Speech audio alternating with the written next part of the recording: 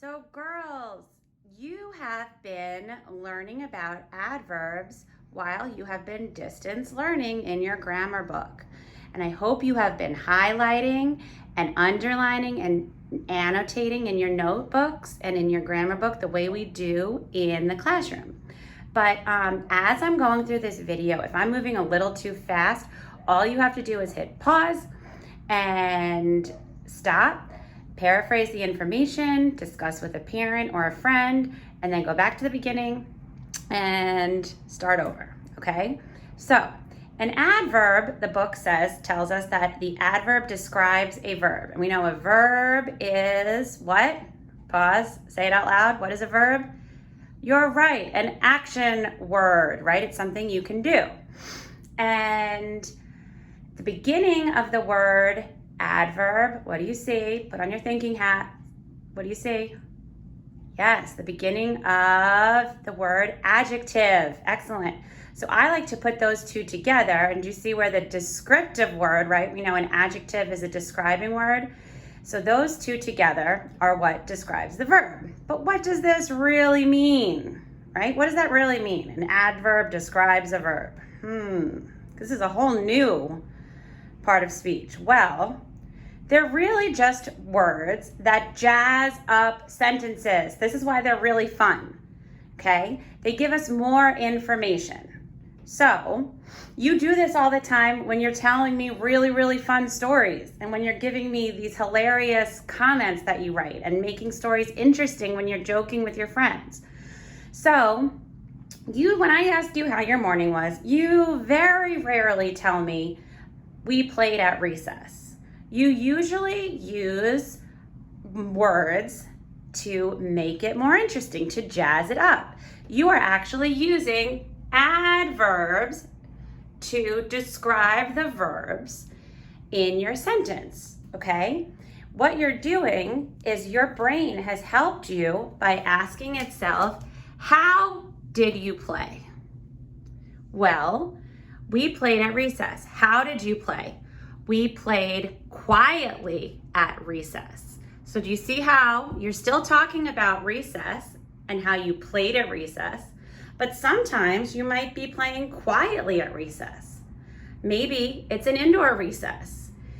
Maybe you have a headache. So maybe you and a friend played quietly. So quietly would be the adverb because it's describing the verb play. It's describing how you played at recess.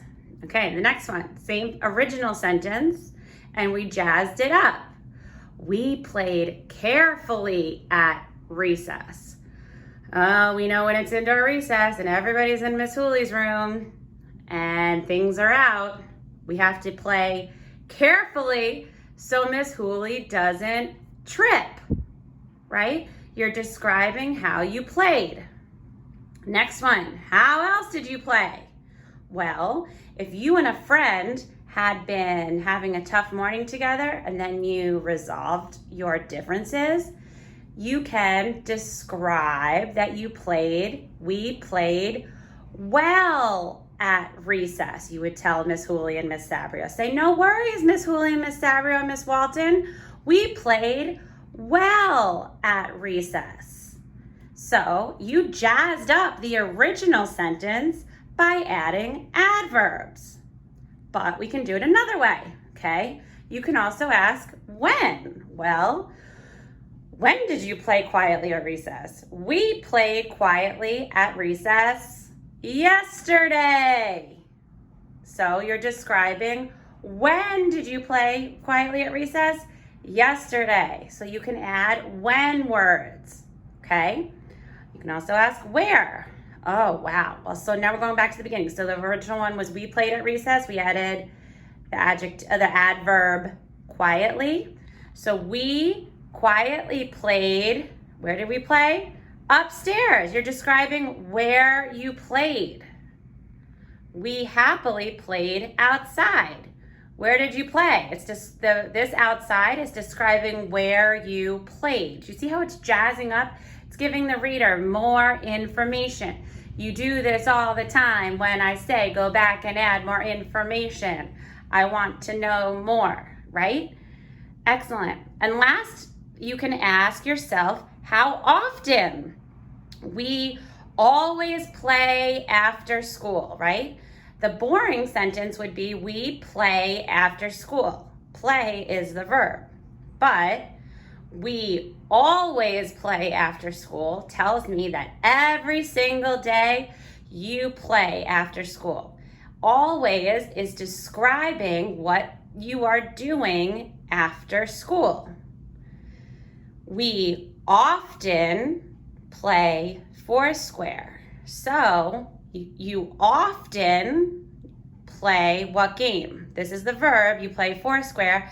Do you play it never, always, or often? Well, most of the time you are playing Foursquare.